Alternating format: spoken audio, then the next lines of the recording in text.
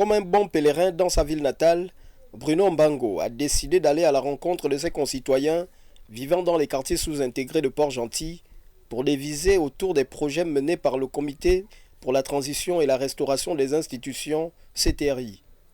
Le vice-président en charge de la mobilisation et des élections pour le compte de l'UPR dans le Goué maritime s'est rendu d'abord au quartier dit Pavé Interphoto, situé dans le 2e arrondissement, pour présider la cérémonie d'installation des membres de l'association Le MAG, désormais engagée à militer aux côtés de l'Union pour la République de Gervais-Ognal. En adéquation avec les préoccupations socio-économiques qui sévissent dans la ville de Port-Gentil, le MAG est une association qui accorde une importance capitale à l'autonomisation du citoyen gabonais, à la prise de responsabilité, à la prise d'initiative collective et à la révolution des mentalités citoyennes. Comme dit notre slogan, être gabonais différent. Je voudrais ici, avec votre permission, avec votre bénédiction, installer le président du MAG et toute l'équipe qui l'accompagne. Je vous installe à vos fonctions.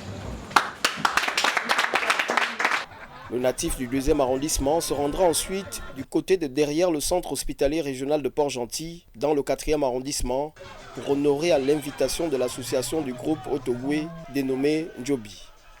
Contrairement à sa précédente sortie, Bruno Mbango, entre autres chargé des missions du président de la transition, a été simplement sollicité de parrainer cette structure associative qui œuvre pour le soutien des personnes vulnérables et l'autonomisation des femmes. D'où son geste de solidarité, agrémenté de ces quelques propos d'encouragement. Le patron, qui est Brice Clotaire Olegui Guéman, prône pour la solidarité, prône pour l'entrepreneuriat, prône pour la reconnaissance de nos us et coutumes, pour que la revalorisation de nos us et coutumes soit toujours prise en compte.